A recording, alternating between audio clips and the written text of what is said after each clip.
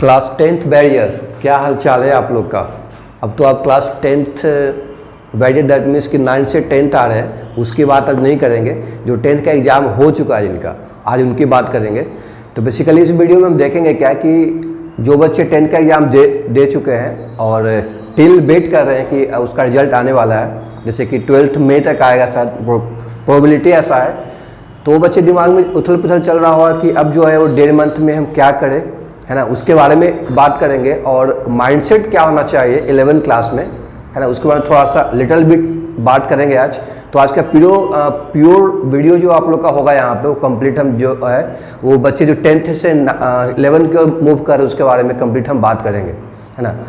तो बात क्या करना है, तो बात ये करना है कि जो बच्चे 10th में जस्ट एग्जाम दिए हैं, थोड़ा सा अपने आप को क्या क्या चीज़ें को करना है ना।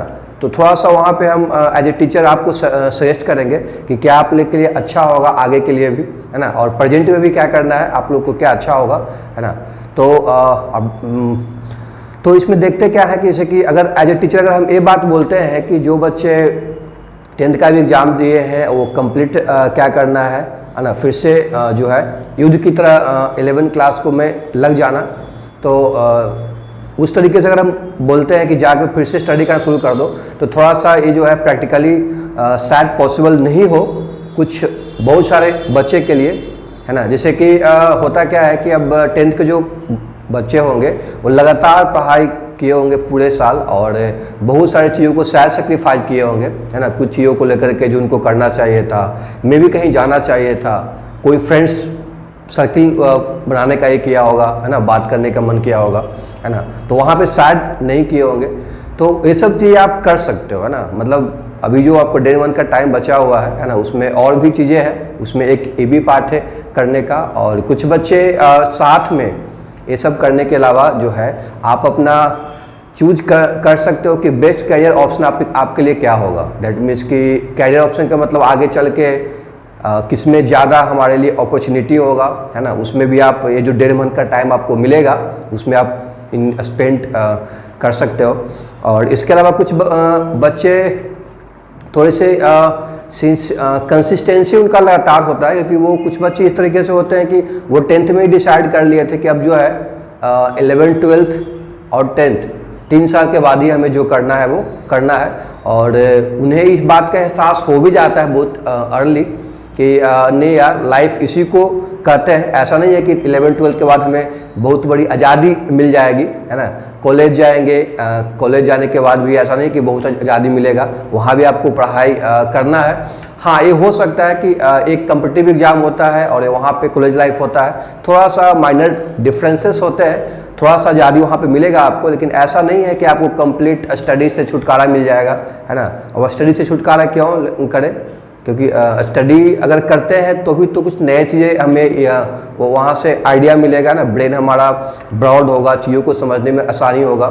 ये सब चीज़ें कुछ बच्चे समझते हैं। इस कारण से क्या करते हैं कि एग्जाम के बाद बहुत सारे बच्चे हैं ना अपने आप को क्या करेंगे 11th क्लास के बारे में कि सबसे पहले तो वो देखें कि कौन सा स्ट्रीम हम सिलेक्ट करेंगे, है ना, PCB करेंगे कि PCM करेंगे। इस तरीके से बातें वो अपने आप को पहले क्या कर कन्फ्यूजन को दूर करेंगे, है ना। और कुछ बच्चे को थोड़ा सा टाइम चाहिए, है ना, थोड़ा सा अपने आप को रिलैक्स करेंगे। तो अलग अलग टाइप के मेंटलिटी के लोग स्टूडेंट होते हैं, बट कोई बात नहीं है, सबका अपना अपना एक स्ट्रेटजी होता है कि कोई बच्चा 8 घंटा पढ़ाई करने के लायक होता है और उसमें अच्छे भी करता है, और कोई बच्चे 5 घंटा 6 घंटा ही पढ़ाई करते हैं। तरीका सबका अलग अलग है करने का, लेकिन सबका एजेंडा दैट मीन्स कि जो फाइनल डेस्टिनेशन है सबका सेम ही होता है। तो इस बात का ध्यान रखना चाहिए। तो ये 1.5 मंथ बेसिकली जो होता है ना, वो कुछ बातें को ध्यान रखना है। उसमें पहली बात तो ये ध्यान रखना है, जैसे कि इस तरीके से आप इसको थिंक करो, जैसे हम कहीं शिप पे जा रहे हैं 2 साल के लिए, है ना, शिप पे जा रहे हैं 2 साल के लिए, तो स्वाभाविक सी बात है अब उसके पहले थोड़ा सा अपने आप को क्या करेंगे, रिलैक्स करेंगे ना, एंजॉय करेंगे। जो हमें जरूरत होगा शिप पे जाने के लिए, है ना, क्या क्या रिक्वायरमेंट पड़ेगा उसका भी हम यहाँ पर प्रिपरेशन कर सकते हैं, है ना। कुछ एंजॉय भी हो सकता है। हम लोग ऐसे मान ली पूरे साल बच्चे मूवी नहीं देखे होंगे, जा कर के मूवी वॉच कर सकते हो। और इसके अलावा देखते क्या है कि 11th में माइंडसेट बेसिकली क्या होता है कि कि कुछ बच्चे 10th पास करने के बाद वो क्लियर होता है कि नहीं हमें मैथ ही लेना है, हमें साइंस ही लेना है, तो अपने पार्टिकुलर सब्जेक्ट को लेकर के क्या करते हैं कि अपना एक प्रॉपर ढंग से जो बेसिक उसका होता है 11th क्लास में जाने के पहले अपने आप में 1.5 मंथ क्या करेंगे, अपने आप को उस पर फोकस करेंगे और थोड़ा फंडामेंटल को क्या करेंगे, बूस्टअप करेंगे। क्योंकि और अगर हमारा माने एज ए टीचर के रूप में, तो मैं बताना चाहता हूँ 11th और 10th में मेजर डिफरेंसेस है ना। 11th में चैप्टर तो सिलेबस आपका तो ब्रॉड है ही as compared to the 10th, लेकिन एक चीज़ ध्यान रखना है कि जैसे कि वो बच्चे 11th-12th में पढ़ाई करते हैं तो ज़्यादातर बच्चे का सपना होता है कि नीट जाए या जेई की प्रिपरेशन करेंगे, तो वहाँ पे बहुत ध्यान रखते हैं क्या कि हमें क्या करना है कि वहाँ पे 11th क्लास में बेसिकली जो सिलेबस होता है, चाहे जो प्रिपरेशन करने का तरीका होता है ना, स्टडी करने का तरीका होता है, थोड़ा सा डिफरेंसेस है आप लोग का, थोड़ा सा नहीं अच्छा खासा डिफरेंसेस है, क्योंकि वहाँ पे एमसीक्यू बेस्ड क्वेश्चन ज़्यादा आपको आएंगे। यानी कि वहाँ पे सिलेबस बेसिकली क्या है, एनालिटिकल टाइप का होता है ना। जैसे कि 10th में बेसिकली क्या था, कुछ आप लोग को लगा होगा कि बहुत सारे बच्चे क्या किए होंगे, लर्न करके रिमेम्बरिंग अप्रोच के द्वारा क्या किए होंगे, आसानी से पास की मतलब एग्जाम दिए होंगे, अभी तो रिजल्ट आना बाकी ही है। लेकिन 11th क्लास में बेसिकली क्या आपको डेप्थ में जाकर के फंडामेंटल को स्ट्रॉन्ग करना पड़ेगा, है ना, तब जाकर के आप जो है ना जेई का या नीट वगैरह का क्या करेंगे, सपने को आप साकार कर सकते हो। दैट मीन्स कि एनालिटिकल अप्रोच आप लोग को लाना पड़ेगा। तो इस तरीके से कुछ बच्चे अपने 1.5 मंथ उस पर अपना टाइम स्पेंड करेंगे, है ना।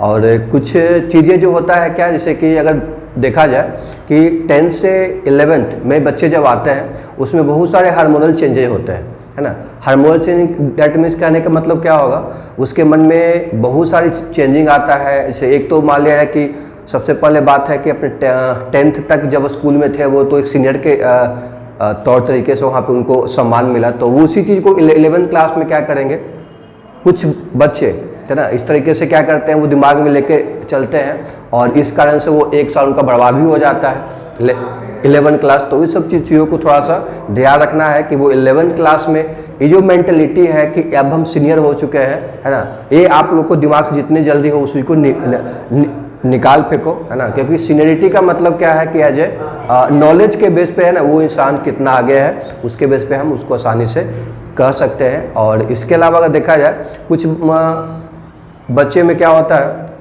कि जैसे कि अगर बहुत सारी बातों को यहाँ पे मेंशन किए हुए हैं कि किस किस बात पे हम डिबेट करेंगे, जैसे कि ऑलरेडी पहले मैं बता चुका हूँ कि कैरियर ऑप्शन हम लोग क्या क्या लेंगे। बाकी 11th क्लास में देखा जाए कि जो सिलेबस है, कुछ बच्चे के माइंडसेट में हालांकि ऐसा नहीं है, अब सारे बच्चों को क्लियर होगा कि 11th का जो सिलेबस है और 12th का एग्जाम्स भी हमें देना है, तो 11th से मतलब ज़्यादा थिंक करने की ज़रूरत नहीं है, स्टडी उतना करने की ज़रूरत नहीं है।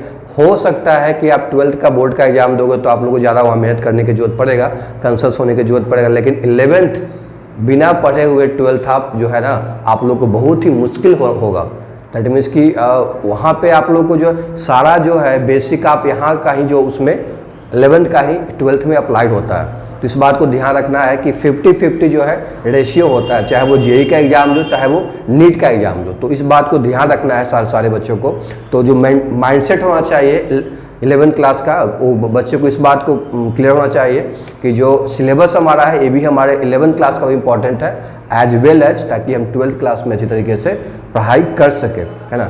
अदरवाइज बाकी देखें कि कुछ बच्चे ऐसे भी होते हैं कि बुक को फॉलो करने के लिए, है ना, मतलब दैट मीन्स कि कोई टीचर इस टाइप का बुक बोले, है ना, कोई टीचर मतलब किसी और प्रकाशन का मतलब अलग अलग राइटर का बुक के फॉलो करने के लिए बोले, तो देखो इस तरीके से कन्फ्यूजन को क्रिएट नहीं करना है। आप लोग को जितने कम बुक को स्टडी करोगे लेकिन बार बार करोगे एक ही बुक के, तो वो आप लोग के लिए फ्रूटफुल होगा।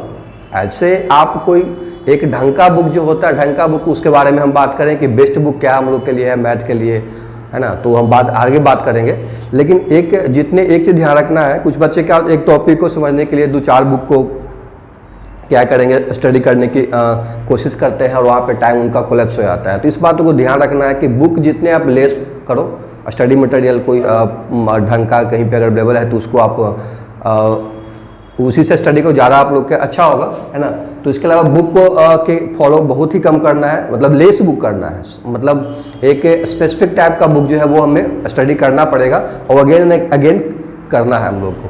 इसके अलावा हम क्या देखते हैं कि वो तो बता दें कि टेस्ट सीरीज ज्वाइन करना ही है और MCQ बेस पे क्या करना है हम लोग के, हमें टेस्ट देना है। और हाँ, जैसे कि 10th क्लास में हो सकता है कि आप किसी फ्रेंड से मांग लिए होंगे नोट्स कि इस तरह के बायोलॉजी के या साइंस के या मैथ वगैरह का, लेकिन 11th क्लास में नोट्स जो है वो आप ही का काम आएगा।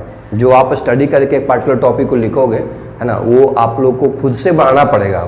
अब वो टाइम आ गया है कि अब आप जो है जो 10th में गलती की थी, इस बार गलती आप लोग को नहीं करना है ना। उसके अलावा क्या करना है, हाँ एक चीज़ और है मोर इम्पॉर्टेंट, जब हम 10th से 11th में मूव किए थे तो समस्या हमें भी इस बात को आया था। क्या समस्या था वो कि जैसे ही मान लीजिए कोई टॉपिक स्टार्ट हुआ, जैसे होता है क्या कि केमिस्ट्री को भी अलग क्लास होता है, फिजिक्स का भी अलग होता है, मैथ का भी होता है, तीनों को बैलेंस करने के लिए थोड़ा सा क्या होता है कि कॉम्प्लेक्सिटी तो आना ही है, क्योंकि 10th का सिलेबस और 11th का बहुत ही अंतर है। तो उस केस में क्या होता है, बच्चा हैंडल कर नहीं पाता है। हैंडल का मतलब क्या होता है कि मान ली मैथ हम बना रहे हैं, कुछ टॉपिक उसमें बचा हुआ है ना, तो मतलब इस तरीके से जो है ना कि मतलब बैकलॉग का मतलब क्या होता है, कुछ चीज़ें हम पढ़े, क्लास में गए, है ना, वहाँ पे क्लियर नहीं हुआ, है ना, किसी कारण बस छूट भी गया तो उसका स्टडी हम कर नहीं पाए, फिर आगे के लिए क्या करता है बच्चा, वो छोड़ देता है ना, कि आगे वाला बाद में करेंगे, जो आगे आने वाला टॉपिक का स्टार्ट होने वाला क्लास में पहले हम पीछे वाला कंप्लीट कर लेते हैं। तो ऐसा आपको चलेगा पूरे साल ही, है ना। तो ऐसा नहीं करना है, क्या करना है कि आगे जो भी टॉपिक क्लास में हो रहा है उसको प्रॉपर ढंग से स्टडी करना है, और जो बैकलॉग आपका है, कोई टॉपिक आपका छूट रहा है, समझ में नहीं आ रहा है, उस पर आपको टाइम वहाँ से निकालना पड़ेगा, है ना। तो ये सब चीज़ बैकलॉग आप लोग को आना पड़ेगा, लेकिन को पेशेंस रखना है ना, आपको थोड़ा सा क्या करना है, इरिटेट नहीं होना है ना, थोड़ा सा अपने बैलेंस को बिगाड़ना नहीं है। ये सब चीज़ें क्या होता है। और बाकी एक बात और होता है, जैसे कि USA वगैरह में क्या होता है कि कुछ बच्चे जैसे मालिक जैसे कि कॉलेज लाइफ में जब एंट्री करते हैं तो 1 साल के लिए उन्हें छोड़ दिया जाता है कि कंप्लीट वहाँ पे जाकर के आपको सारे स्ट्रीम में, है ना, चाहे वो जैसे एज इंजीनियर की बात कर लिया जाए कि जैसे कि मैकेनिकल लेंगे, कि सिविल लेंगे, कि CS लेंगे, कि IT लेंगे, इलेक्ट्रॉनिक्स लेंगे, इलेक्ट्रिकल लेंगे, वो वहाँ पे बिल्कुल फ्री कर दिया जाता है बच्चे को।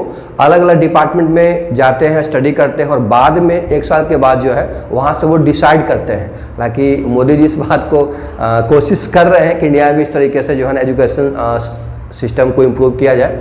तो बाय द वे खैर वो सब चीज़ें जो हम वो सब चीज़ गवर्नमेंट के हाथ में, हम लोग को जो हाथ में उस पर फोकस करना है। तो 1.5 मंथ का टाइम में बेसिकली क्या है, कुछ चीज़ मेंशन यहाँ पे हम आपको किए हैं, उस बात को ध्यान रखना है ना।